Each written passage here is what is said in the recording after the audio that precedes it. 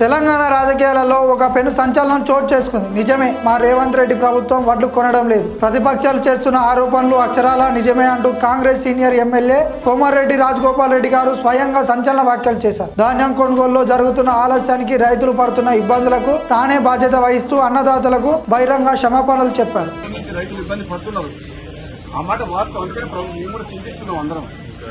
Definite గా రైతుల కోసం ఈ ప్రభుత్వం ఎప్పుడు కూడా రాత్రింబాలు కష్టపడి రైతులకు అన్ని రకాలుగా సపోర్ట్ గా ఉండాలన్న ఉద్దేశంతో పనిచేస్తుంది. కాబట్టి రాబోయే 10 రోజుల్లో కంప్లీట్ గా ధాన్యం సేకరణ కంప్లీట్ చేస్తామని చెప్పి నేను కూడా మాటిస్తున్నా.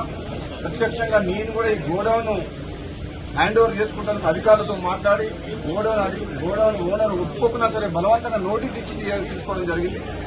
ఇంకొక 1,00,000 టన్నులకు తిరుమలగిరి సూర్యాపేట మండలం అక్కడ ఒకటి ఉన్నది, అది కూడా తీసుకోమని చెప్పిన ఇప్పుడు అడిషనల్ కలెక్టర్ గారితో మాట్లాడినా. వచ్చే 10 రోజుల్లో ఈ ధాన్యం సేకరణ ఎప్పుడు ఇంత ప్రాబ్లం రాలే, ఈసారి వచ్చింది ప్రాబ్లం.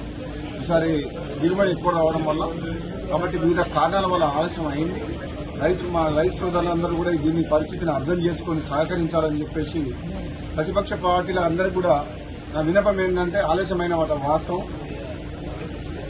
మీరు కూడా ప్రజల పక్షాన చాలా సందర్భాల్లో మీడియా ద్వారా కానీ రైతుల పక్షాన మీరందరూ కూడా మీ పాత్ర పోషించిండ్రు. ప్రభుత్వం కూడా అన్ని రకాలుగా మీరు చేసిన పోరాటాన్ని కావచ్చు, మీ ప్రజల పక్షాన మాట్లాడడం కానీ రైతుల పక్షాన దాన్ని పాజిటివ్గానే తీసుకుంటుంది. నెగిటివ్ యాంగిల్లో రాజకీయ కోణంలో రాజకీయం చేయదలుచుకోలేదు. ఎందుకంటే ఇది రైతుల సమస్య. రైతులను కాపాడుకొని వాళ్లకు అండగా ఉండాల్సిన ప్రభుత్వం, ప్రతిపక్షాలు అన్ని పక్షాలు అన్ని పార్టీల వారు సహకరిస్తే నెక్స్ట్ 10 days లో కంప్లీట్ చేస్తామని చెప్పి నేను మీడియా ద్వారా రైతులకు ప్రజలందరికీ తెలియజేస్తున్నాను. Thank you.